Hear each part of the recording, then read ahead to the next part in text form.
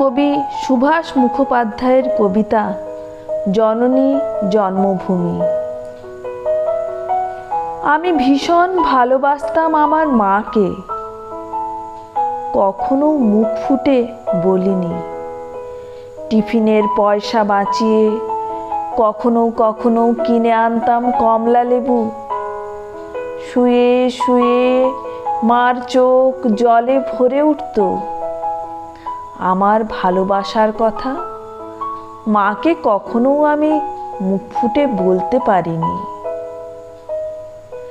হে দেশ, হে আমার জননী, কেমন করে তোমাকে আমি বলি? যে মাটিতে ভর দিয়ে আমি উঠে দাঁড়িয়েছি, আমার দু হাতের 10 আঙ্গুলে তার স্মৃতি। আমি